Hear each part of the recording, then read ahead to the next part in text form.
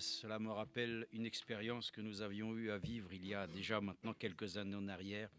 Nous revenions, frère Jean-Roland et moi-même, avec Benjamin d'Italie. Nous avions passé par le col du Grand Saint-Bernard, chose que je n'avais pas l'habitude de faire. Et nous avons ainsi fait une halte à Saint-Maurice. Saint-Maurice, c'est vraiment en Suisse un endroit, un fief du catholicisme. C'est vraiment très important là-bas. Quand on parle du catholicisme, là-bas, vraiment, vous êtes ainsi dans vraiment une ambiance sur laquelle tout le monde, voilà, se trouve être certainement concerné par ce que vraiment, disons, les hommes qui sont catholiques font. Alors nous étions un midi à nous arrêter, mais les choses étaient un peu onéreuses. Bon, alors on s'est quand même arrêté. Et puis il y avait un couple. C'était pas un couple en fait. Si on dit un couple, on pense tout de suite homme et femme mariés. En fait, ils étaient deux, et c'était Guy, un homme âgé, et sa sœur qui vivaient ensemble, qui étaient déjà très âgés.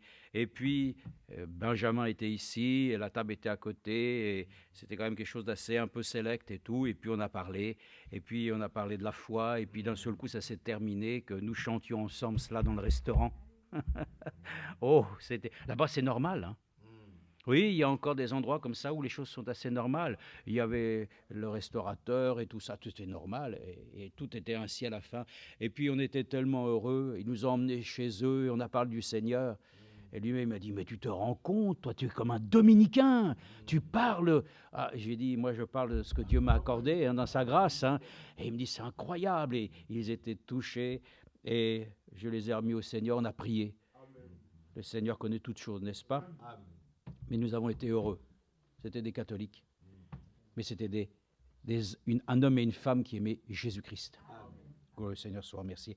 Lisons simplement peut-être juste une écriture. Là, ici, dans Daniel, nous avons lu dans le Proverbe tout à l'heure, et nous croyons que vraiment, la parole de Dieu, c'est notre partage à tous ce soir. C'est notre bien commun. Nous mangeons ce soir la même nourriture. C'est un régime alimentaire pour tout le monde. On ne va pas vous dire qu'est-ce que tu aimerais manger, l'entrée, le plat. Non, non, non. Nous mangeons tous à la table du Seigneur ce que lui-même a préparé. Donc c'est forcément bon. Et je crois que nous aimons ce que le Seigneur nous accorde. Amen. Sa nourriture est bonne. Nous n'avons pas besoin ainsi d'autre chose qu'il nous nourrisse lui-même. Et ici, c'est dans Daniel chapitre 4. Il y a une chose ici qui est quand même assez surprenante quand on le lit au verset 1. On parle de Nebuchadnezzar. Bon, là, c'est marqué Nebuchadnezzar. Moi, Nebuchadnezzar, je vivais tranquille dans ma maison. Ah, et heureux dans mon palais. Amen. Nous aussi, je crois, non? Nous pouvons aussi le dire, que nous pouvons vivre ainsi dans notre maison, aussi tranquille, hein, et heureux dans notre petit chez nous. Mais ce n'est pas ça le plus important. J'ai eu un rêve qui m'a effrayé, les pensées dont j'étais poursuivi sur mon lit et les visions de mon esprit me remplissaient d'épouvante. Je donnai l'ordre de faire venir devant moi tous les sages de Babylone afin de me faire connaître l'explication du rêve. Alors vinrent les magiciens, les astrologues, les chaldéens et les devins, et je leur dis le rêve, mais ils ne m'en firent pas connaître l'explication. Amen. Vous pouvez vous asseoir. La suite de l'histoire, vous la connaissez. Daniel lui-même va venir et il va dire que simplement de lui-même, il n'est pas en capacité de pouvoir dire réellement l'interprétation. Mais lui-même, d'ailleurs, quand il vient, je crois, il va même dire le rêve, voilà, que ainsi Nebuchadnezzar a eu. Bon, déjà, les autres ne peuvent rien expliquer, mais lui, il arrive, il dit, voilà, tu as rêvé ceci, et voilà ce que ça veut dire. Bon, gloire à Dieu, c'est merveilleux, hein, parce qu'il y en a qui attendent que tu dises ton rêve, et après, ils vont t'interpréter. Ouais, tu comprends? Mais lui, il n'a pas attendu. Hein, il dit, voilà ce que tu as. Oui, vous vous rendez compte? Ça, c'est merveilleux. Donc, c'était une chose sur laquelle nous sommes reconnaissants. Donc, pour nous dire, voilà, ne soyons pas dans notre petite vie tranquille, hein, dans notre petit chez nous. Lui-même, il a été dérangé. Donc, dans notre petite vie, frères et sœurs, que le Seigneur encore nous interpelle. Hein. Bon, on n'est pas là pour lui demander des choses qui vont nous effrayer. Hein. Non, non, mais on est là pour qu'il nous parle et qu'il nous accorde la grâce. Et là, nous n'allons pas demander à un devin, nous n'allons rien demander à personne, nous allons demander au Saint-Esprit que lui-même vienne, lui-même, nous accorder la grâce que la parole que nous entendons nous soit révélée. Gloire à Dieu. Je voulais simplement vous lire aussi, juste très courtement, Fabadam a eu une petite expérience aussi ici, j'ai aimé cela, je vous la lis. Il dit simplement qu'il était allé dans une maison d'une réunion de prière, et frère Jackson, il dit, voilà, il a parlé. Bon, puis ensuite, frère Branham a parlé à travers aussi cet endroit. Et il est dit ici, il y avait un prédicateur d'une autre assemblée, je pense que je l'ai peut-être déjà lu, mais c'est pas grave, on le relit. Il y avait un prédicateur d'une autre assemblée, je venais à peine de prendre la parole, qui s'est levé d'un bond pour chercher la dispute avec moi. Eh bien, il se trouvait qu'il y avait environ 5 prédicateurs là, et ils voulaient tous s'opposer à lui tout de suite. Je leur ai dit, non, ne faites pas ça. Bon, c'est moi qui l'ai attaqué, alors qu'on s'explique, lui et moi. Je passe, parce que cet homme, pendant 30 minutes, il n'a pas arrêté de dire des choses. Et Frère Branham dit même qu'il l'a traité de démon. Terrible. Alors, Frère Branham dit, donc, après, une fois qu'il avait terminé de parler, je lui ai dit, là, ce que je veux commencer par vous dire, frère, c'est ce que je vais faire, c'est que je vous pardonne pour cela, parce que ce n'était pas vraiment votre pensée. Je sais que ce n'était pas votre pensée. En effet, vu que vous êtes prédicateur, et moi aussi, nous devrions être frères. Vous voyez? Alors j'ai dit, maintenant, ne pas s'entendre au sujet d'une question biblique, c'est différent. Donc je me suis mis à prendre ce que dit la Bible, et le pauvre homme était tellement fourvoyé qu'il ne savait pas quelle position prendre ou que faire. Ensuite, il s'est retrouvé au pied du mur, sans savoir quoi entreprendre, et il a, en quittant la salle ce soir-là, il m'a dit, je vous dirai une chose, frère Branham, oui, vous avez l'esprit de Christ, vous voyez? On avait lu ça, mais on n'a pas été jusqu'au bout. Alors je me suis dit, il y a quelques instants, le diable, et puis maintenant, c'est l'Esprit de Christ. En fait, il s'agit de la façon dont vous l'abordez. C'est tout, Christ. Si j'avais polémiqué... Et maintenant, cet homme, pour avoir fait cela, il lui est arrivé des choses terribles. Il a failli perdre la tête dans un hôpital psychiatrique ou quelque chose comme ça. Il s'est jeté par une fenêtre et il a failli se tuer. Et maintenant, il est revenu vers de bons amis à moi. Il cherche le baptême du Saint-Esprit, chaque jour. Il veut venir chez moi pour que je lui impose les mains pour qu'il reçoive le Saint-Esprit. Un prédicateur d'une grande église, d'une dénomination. Vous voyez? Donc, en toute honnêteté, nous répondons aux questions de notre mieux. J'ai aimé cela en disant que Frère Branham n'a pas eu à le combattre. Il n'a pas eu de rancœur. Non. Il n'avait qu'une seule pensée, c'est que cette âme soit sauvée, qu'elle puisse se trouver devant le Seigneur tout à fait en ordre. Il l'a aidé. Et là, quand il est venu vers lui, eh bien, il l'a encore aussi reçu certainement pour pouvoir ainsi lui accorder la grâce. Donc c'est pour nous dire, voyez-vous, dans une chose comme celle-ci, il peut y avoir des problèmes, des situations sur lesquelles, des fois, on n'est pas très au clair. Comptons sur Dieu. Même cet homme-là, il n'était pas au clair. Il a fallu que Dieu intervienne. Ici, pour Nebuchadnezzar, il a fallu qu'il intervienne. Voilà. Et pour nous, est-ce qu'il peut intervenir? Mais il le doit, c'est une obligation. Voyez ça, ce soir, venons à lui avec l'Esprit de Christ. Que l'Esprit du Seigneur repose sur nous tous, afin que nous puissions simplement nous en remettre à lui. Ça, c'est important. Que le Seigneur nous bénisse et nous accorde sa grâce au nom de notre Seigneur bien-aimé. Alléluia. Amen. Nous laissons la place directement à notre frère.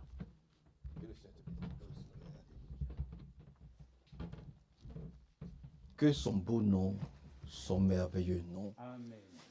son puissant nom soit très élevé, célébré, glorifié. Nebuchadnezzar était un grand roi puissant qui avait tout à sa disposition. Le jour où l'Éternel lui a fait voir ce rêve, il fallait qu'il trouve quelqu'un qui puisse l'amener à comprendre ou la révélation de ce que Dieu voulait lui dire. Alors il fait avec ce qu'il a. Ce qu'il a, ce sont ses devins, ce sont ses astrologues, ceux qui ont l'habitude de consulter la lune, les étoiles et tout ce que vous pouvez imaginer. Mais au finish, aucun de tous ces savants, parce que ce sont des savants, n'ont pu donner où n'ont pu trouver solution à lui, son songe. Parce que le songe vient de Dieu. Et les choses de Dieu ne peuvent être que révélées qu'aux prophètes de Dieu. Amen. Et ils ont dû aller chercher un homme de Dieu. Ils ont été assez sages. Et effectivement, c'est cet homme de Dieu, après avoir consulté Dieu, Dieu révèle à l'homme de Dieu, 2 Chroniques chapitre 20, verset 20, Dieu révèle aux hommes de Dieu, donc à son prophète, ce qui est de ce rêve-là. Et nous sommes dans cette même configuration jusqu'aujourd'hui. Tant que le monde va chercher une solution viable avec ses savants, fut-il les plus grands savants, ils n'ont qu'à créer, ils n'ont qu'à aller sur la planète Mars. Ils n'ont qu'à même dépasser, ils n'ont qu'à aller sur Jupiter. Ils n'ont qu'à être les plus grands chercheurs en médecine, tout ce que vous pouvez imaginer. Il n'y aura pas de paix sur cette terre. Qu'ils reviennent à ceux que Dieu a mandatés. Parce qu'il n'y a que ceux que Dieu a mandatés qui peuvent avoir la solution à ce que Dieu fait aujourd'hui. C'est-à-dire, les écailles doivent tomber des yeux de nos conducteurs, de nos dirigeants. Et s'ils veulent, comme Nebuchadnezzar, comprendre ce que Dieu fait aujourd'hui et les solutions, mais qu'ils consultent ce que Dieu a établi. C'est ce que Nebuchadnezzar, en toute simplicité, a eu à faire. Il a consulté les hommes de Dieu. Et l'homme de Dieu lui a donné la solution de Dieu. Voyez-vous. Donc, nous aussi, nous voulons la solution de Dieu. Parce qu'il faut toujours ramener à notre niveau. Il faut toujours ramener à notre niveau. Frère Branham était dans une maison de prière. Et dans cette maison de prière-là, où il est allé prier, il y avait 5 prédicateurs. Je ne vais pas encore revenir sur ce que notre frère nous a dit. Mais il y avait un homme que Dieu avait établi là-bas, dans cette maison-là. Amen.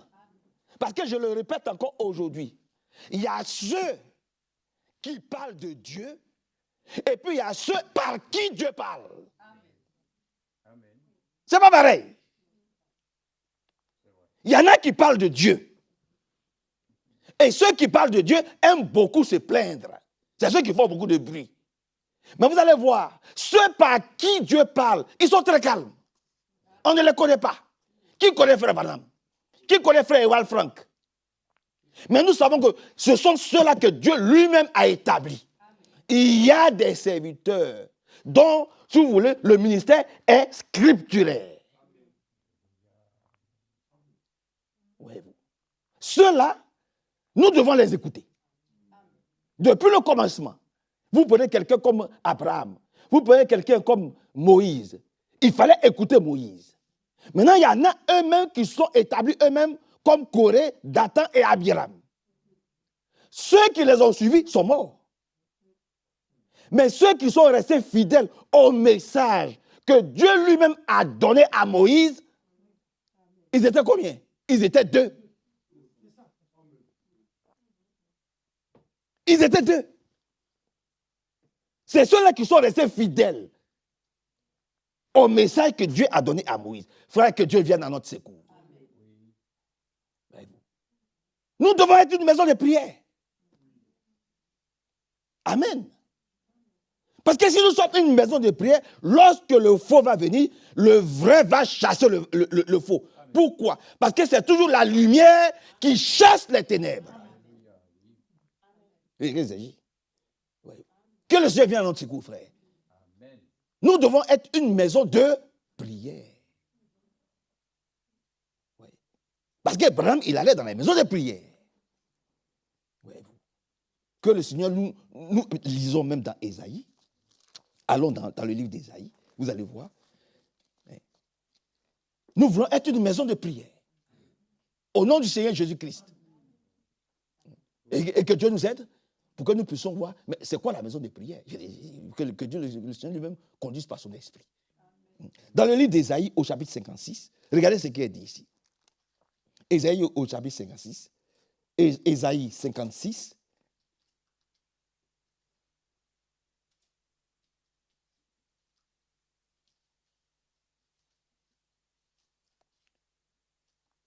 Ésaïe chapitre 56, on peut commencer au verset 6. Ésaïe 56, verset 6, il a dit, « Et les étrangers qui s'attacheront à l'Éternel pour le servir, et j'ai l'habitude de dire, les Juifs, là, ils sont au Moyen-Orient là-bas. Nous qui sommes ici, là, dans la chair, là, nous ne sommes pas Juifs. Donc, nous sommes tous concernés. Mais dites Amen. Amen. Voilà. Donc, nous sommes tous concernés. Que Dieu soit loué. Je dis bien dans la chair. Donc, continuons. Il dit, et les étrangers qui s'attacheront à l'Éternel pour le servir, pour aimer le nom de l'Éternel. C'est important, hein? Pour être ses serviteurs. Tous ceux qui garderont le sabbat, pour ne pas le profaner, et qui demeureront fermes dans mon alliance. Maintenant, viens. Je les amènerai sur ma montagne sainte et je les réjouirai dans ma maison de prière. Dans ma maison. Je les amènerai où? Lui, Dieu, dans sa maison. Mais la maison de Dieu, c'est quoi? C'est une maison de prière. Seigneur, viens à notre secours. Parce que quand nous prenons la chose de façon charnelle, permettez que je parle comme ça, mais nous sommes dans une maison de prière. Nous venons ici dans ce temple pour l'adorer, pour le rencontrer, pour parler avec lui et lui aussi avec nous. Que Dieu soit loué. Et dans cette maison, Jésus-Christ, il est au centre de tout.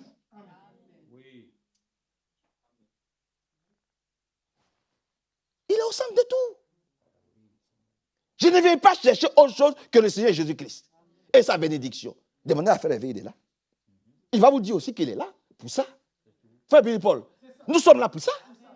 Il est au centre de notre rencontre dans cette maison. Et sa maison est une maison de prière. Seigneur, viens à notre aide. Vous comprenez, frère? Oui, viens à notre aide. Il dit, je les amènerai sur ma montagne sainte. Déjà, premièrement, Seigneur, amène-nous sur ta montagne sainte. C'est-à-dire, transcende-nous, transporte-nous en esprit. Vous savez qu'il le fait, non? Il l'a fait pour Philippe. Il l'a fait pour Jean. Seigneur, transporte-nous sur ta montagne sainte. Au nom de Jésus-Christ. Amène-nous dans une dimension céleste. Chaque fois que nous te rencontrons dans ce lieu, Seigneur, amène-nous dans une dimension céleste. Une dimension où nous sommes élevés par l'esprit. Où nous pouvons te rencontrer en esprit et en vérité. C'est ça qu'il s'agit. Que le Seigneur vienne à notre secours. Il dit, et je les réjouirai dans ma maison de prière. Seigneur, chaque fois que nous venons ici, il faut que nous ressortons réjouis. Réjouis de ta correction. Réjouis de tes bénédictions. Réjouis de ton enseignement. Oh frère, mais votre amen est faible. Il dit, je te réjouirai dans ma maison de prière. Nebuchadnezzar, quand il a vu que ses savants, ses sachants, tous ceux de son pays ont été incapables de lui trouver, il s'est tourné vers les esclaves. Daniel était un esclave. Amen. Oui, il s'est tourné vers les esclaves. Parce qu'il voulait absolument trouver une solution à ce problème-là. Ça doit être ton cas et moi aujourd'hui. Quand tu es confronté à une situation qui ne te plaît pas, qui ne te réjouit pas, mais tu vas te mettre devant sa face jusqu'à ce qu'il te réjouisse ton cœur. Dis Amen. tu vas te mettre devant lui jusqu'à ce que le Seigneur te donne ce que ton cœur désire. Parce que c'est ce qu'il dit. Amen. Seigneur, viens vraiment à notre secours. Il dit, je les réjouirai dans ma maison de prière. Leur holocauste et leurs sacrifices seront agréés sur mon autel, car ma maison sera appelée une maison de prière. Ma maison sera appelée une maison de prière. Et puis il dit, pour tous les peuples. Ça nous concerne. Pour tous les peuples. La maison du Seigneur. Il dit, ma maison sera appelée une maison de prière. Pour tous les peuples. Seigneur, nous comptons sur toi pour être puissamment bénis. Une maison où nous, les disciples, nous communions avec lui. C'est pour ça qu'on est venus. Nous sommes venus communier avec notre Dieu. Amen. Nous, ses disciples, nous sommes venus parler avec lui et lui avec nous. C'est ça. On communie avec lui, on parle avec lui, et puis lui aussi il parle avec nous. Là, il est en train de nous parler. Après, par la prière, nous allons lui parler. Vous voyez, que Dieu soit loué vraiment, glorifié et exalté. Et puis, il dit quelque chose aussi là-bas, dans Matthieu chapitre 21. Regardez ce qu'il dit. Il dit quelque chose de très fort ici dans Matthieu 21. Vous connaissez, hein? Matthieu 21. Regardez ce qu'il dit dans Matthieu 21. Dans le livre de Matthieu 21, le verset 12. Pour aller rapidement. Matthieu chapitre 21, verset 12. Il dit, Jésus entra dans le temple, il chassa tous ceux qui vendaient et qui achetaient dans le temple. Il renversa les tables des changeurs et les sièges des vendeurs de pigeons. Et il a dit, il est écrit, ma maison sera appelée une maison de prière. Alléluia. Oh, que tout soit renversé dans ta vie, dans ma vie et dans notre vie aujourd'hui. Tout ce qui est charnel. Tout ce qui ne glorifie pas le Seigneur. Que le Seigneur vienne, qu'il renverse tout. Qu'il chasse tout. Parce qu'il est rentré dans le temple. Et vous savez que nous sommes le temple du Seigneur. Je n'ai même pas besoin de vous le dire. Vous avez compris. Par la grâce de Dieu. Il est rentré dans le temple. Et puis il a chassé. Mais Seigneur, chasse de moi. Chasse de mes soeurs. Chasse de mes frères. Tout ce qui ne te glorifie pas. Nettoie. Purifie. Lave. Par ton sang. Tout ce qui ne t'élève pas. Tout ce qui ne te glorifie pas. Nous voulons changer. Nous voulons une transformation totale. Nous voulons une guérison de notre chair. Nous voulons que Michel Rive guérisse. Il a le pouvoir de guérir Michel Rive. Il a le pouvoir de guérir, comment ça s'appelle, Christian Durand. Il a le pouvoir de guérir Christian Cuco. Il a le pouvoir de guérir la sœur Michel Nepple. C'est de ça qu'il s'agit. Qui viennent, qui chassent tout. Les maladies là, qui nous font prendre des cachets. Que Seigneur chasse toutes ces maladies au nom de Jésus. Oui, prends ton fouet. Et le fouet, c'est la parole de Dieu. C'est le puissant nom du Seigneur Jésus-Christ. Seigneur chasse toute maladie. Nous voulons que nos soeurs aient de longs cheveux naturels. Au nom de... Oh, dis Amen. Dis encore Amen. Alléluia. Que nos soeurs aient de longs cheveux naturels. Alléluia. Oui. Que nous soyons tous en très bonne santé. Le diabète, l'hypertension artérielle, le cholestérol, toutes ces balayées. Seigneur, viens nettoyer au nom de Jésus. Quel que soit le nom de la maladie. Quel que soit le nombre d'années qu'elle se manifeste. Au nom de Jésus. Quel que soit le nombre de le nombre d'années. Il a le pouvoir de nous guérir. Qui vienne balayer. Il n'y avait pas quelqu'un qui était malade depuis près de 38 ans. Le jour où le Seigneur est passé par là, la guérison fut totale. Au nom de Jésus-Christ. Oh Seigneur, viens à notre secours encore aujourd'hui. Balaie, nettoie, purifie, sanctifie, vivifie, régénère, guéris tous. Au nom de Jésus-Christ, guéris-nous tous. Que nous puissions tous rendre de puissants témoignages. C'est pour ça qu'il est venu. Et c'est pour ça aussi que nous sommes venus ici. Dans 2 Samuel, regardez ce qui est dit là-bas. Par la grâce de Dieu. Permettez que je ne traîne pas beaucoup. Dans le livre de 2 Samuel, je vais trouver 2 Samuel. Regardez ce qui est dit là-bas. 2 Samuel. 2 Samuel chapitre 7. 2 Samuel chapitre 7. 2 Samuel chapitre 7. Je vais trouver rapidement. 2 Samuel 7. Il a dit, pour aller vite, même on peut lire à partir du verset 26. 2 Samuel 7, 26. Que ton nom soit grand pour toujours. Amen. J'ai dit amen à cela. Amen. Seigneur, que ton nom soit grand pour toujours. Amen. Dans ma vie.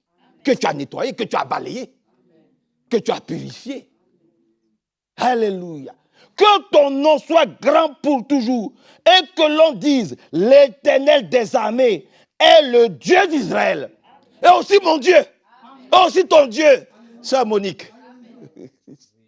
C'est aussi ton Dieu. C'est notre Dieu.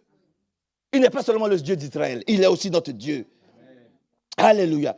Que la maison de ton serviteur Hervé, que la maison de ton serviteur Manassé, que la maison de ton serviteur Akamédéros, que la maison de ta servante Carmen, que la maison de ton serviteur Billy Paul, que la maison de ton serviteur Christ, que la maison de ton serviteur Yann, que la maison de tous les frères et sœurs ici, oh, soit affermie devant toi, au nom de Jésus-Christ. Que nos maisons soient affermies. Au nom de Jésus-Christ.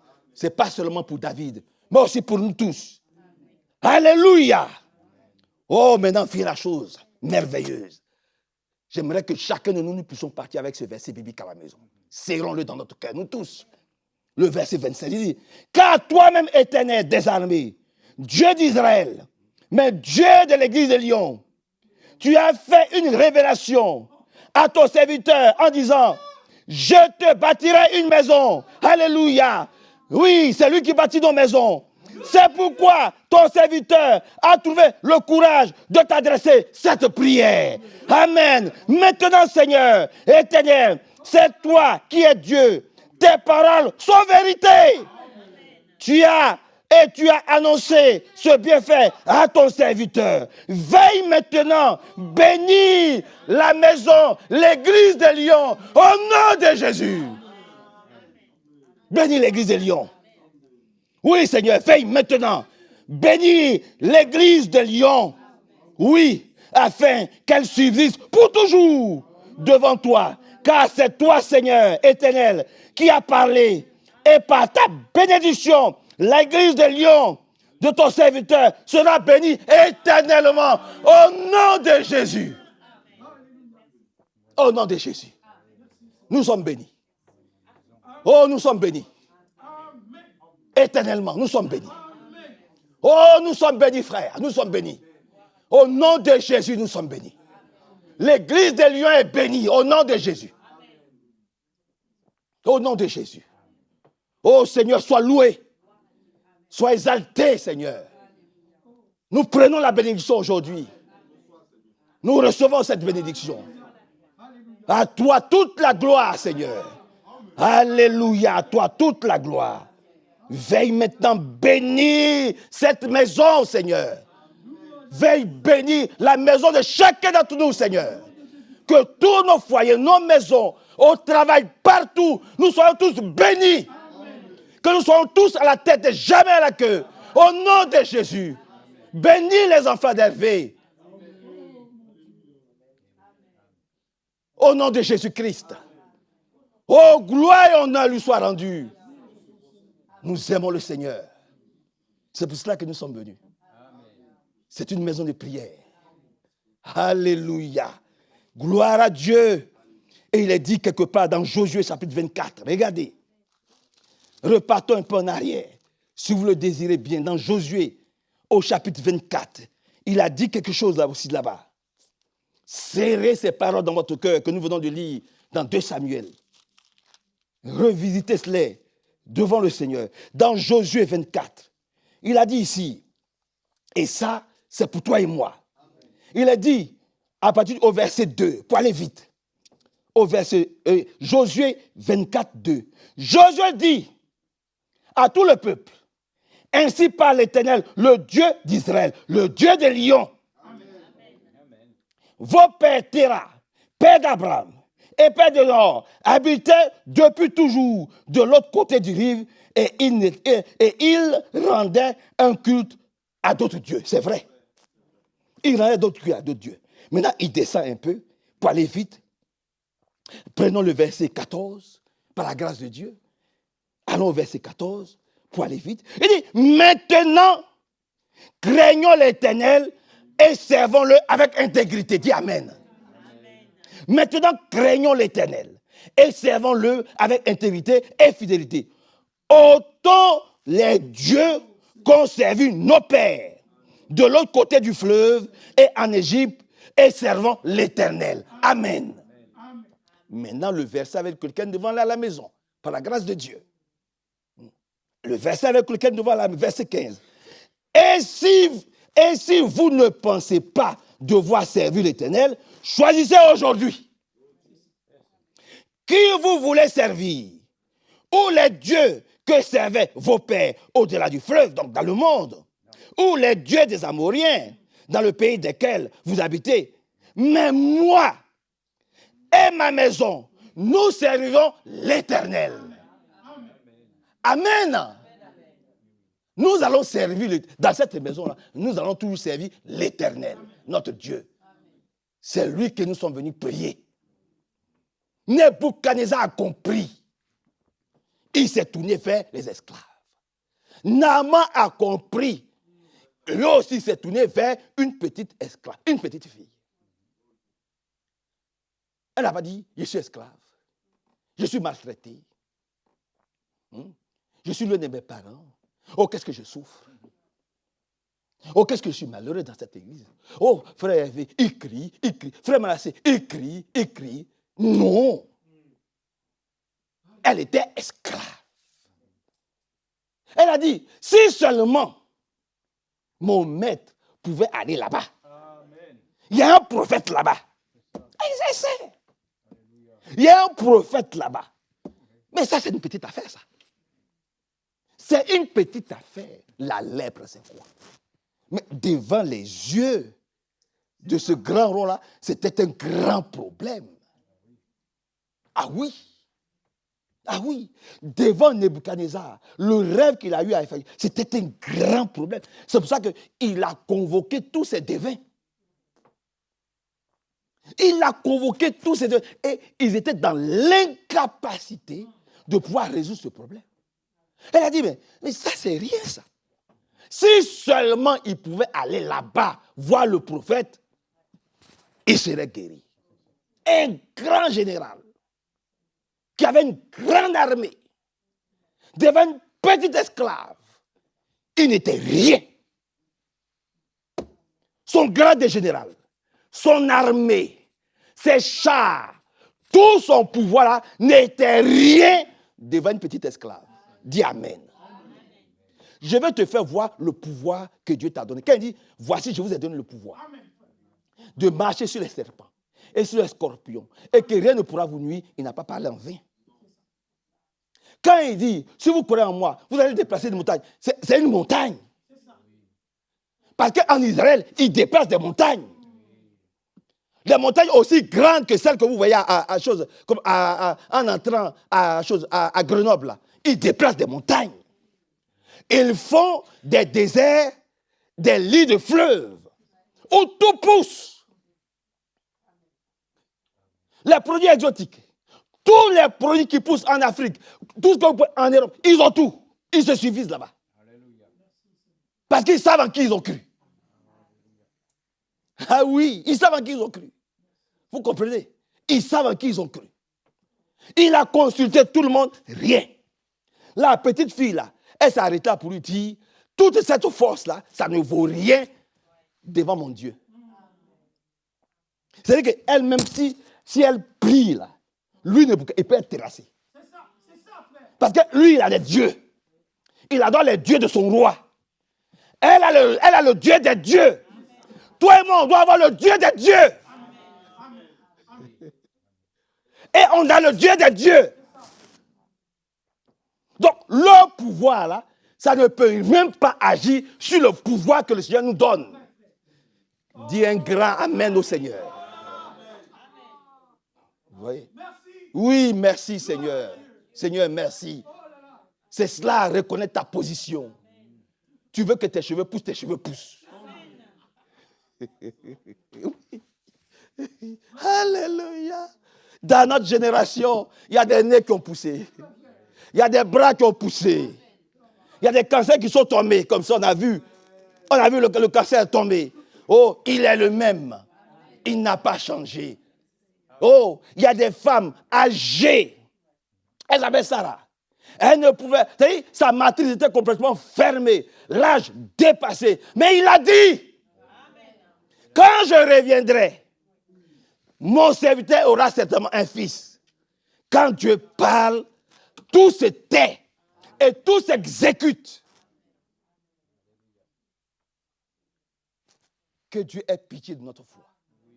Vous comprenez pourquoi maintenant les disciples ont dit, augmente-nous de la foi. Vous comprenez maintenant? Mais nous aussi, nous pouvons le dire, Seigneur, augmente-nous la foi. Moi et ma maison. Voilà. Quand il dit moi, c'est toi et moi. Nous, ici à Lyon, là, nous allons adorer. Notre maison, là, nous allons adorer le Seigneur. Nous allons l'adorer. Que Dieu nous aide. Et que Dieu nous bénisse puissamment. Maintenant, il est dit, dans Apocalypse chapitre 5, il est dit quelque part là-bas. Regardez. Je veux te faire voir ce que... parce que Daniel, oh frère, merci. Parce que Daniel, il n'a pas fait les choses comme ça. Il a prié. Mais tes prières, mes prières, là, voyons le pouvoir que tes prières ont. C'est quoi notre prière? Pourquoi nous devons aimer prier et ne pas nous taire? La conséquence de nos prières, là, à la fin, là, la récompense. Vous voyez? Pourquoi nous devons... Oh, c'est Carmen, on va commencer à crier maintenant. On va crier fort. On va prier. Regardez, prenez Apocalypse chapitre 5. Pour aller vite. Apocalypse chapitre 5. Apocalypse chapitre 5, verset 7. Il dit, il vint recevoir le livre de la main droite de celui qui était assis sur le trône. Quand il eut reçu le livre, les 4 êtres vivants et les 24 vieillards se prosternèrent devant l'agneau, tenant chacun une harpe et des coupes d'or remplies de parfums. Et ces parfums sont les prières des saints. Ton amen est faible. A dit, ils ont présenté devant lui, ils ont apporté des coupes au Seigneur. Alléluia. Et il y avait les 24 frères. Et ils ont amené des coupes. Et les coupes là, ce sont tes prières. Monique, ce sont tes prières. Sœur Marcel, ce sont tes prières. Hein, frère Chris? Frère Bilbol, tu as vu tes prières là? C'est un parfum de bonne odeur au Seigneur. Tu as compris pourquoi il t'exauce maintenant? Oh Dieu, grand amen. Oh, vos amens est faible, frère. On va reprendre. Donnons notre plus beau amen au Seigneur. Amen. Tu vois maintenant pourquoi tu dois prier. C'est patient. Tu vois maintenant pourquoi tu dois prier. Parce que tes prières, là, c'est un parfum de bonne odeur au Seigneur. Il aime tes prières. Il t'aime. Il aime quand tu pries. Il n'aime pas quand nos bouches sont fermées. Je recommence. Par la grâce de Dieu. Vous voulez que je recommence un peu? Apocalypse chapitre 5. Apocalypse chapitre 5, verset 8. Il dit, quand il eut reçu le livre, les 4 êtres vivants et les 24 anciens se prosternèrent devant l'agneau, tenant chacun une harpe et des coupes d'or remplies remplis de parfums qui sont les prières des saints. Et il chantait un cantique nouveau en disant, tu es digne de recevoir le livre et d'en ouvrir les sceaux, car tu as été immolé et tu as racheté pour Dieu par ton sang des hommes de toute tribu, de toute langue, et de tout peuple, et de toute nation. Tu as fait d'eux un royaume et des sacrificateurs pour notre Dieu, et ils régneront sur la terre. Oh, amen. C'est pour ça que nous, on aime prier. Je ne sais pas prier, mais je parle à Dieu. Alléluia. Ah, je ne sais pas prier. Et je lui dis toujours, je dis, Seigneur, je ne sais pas te prier. Moi, je parle avec lui. Celui qui veut, il n'a qu'à crier. Je parle avec Dieu, je parle. Quelquefois, j'écoute frère, elle prie bien. Et donc, quelquefois, je copie sur lui. Oui, je copie sur lui. C'est-à-dire, que Dieu nous aide. Oh, dis amen encore. Je copie. Allez, 1, 2, 3. Allez, Seigneur, on parle, on prie. Parce que c'est comme un parfum. Ce sont des coupes d'or. Que nos prières remplissent aussi ces coupes d'or-là. Hein, frère Jérôme, que le Seigneur vienne à notre secours. Que son beau nom soit loué, célébré. Que Dieu nous bénisse.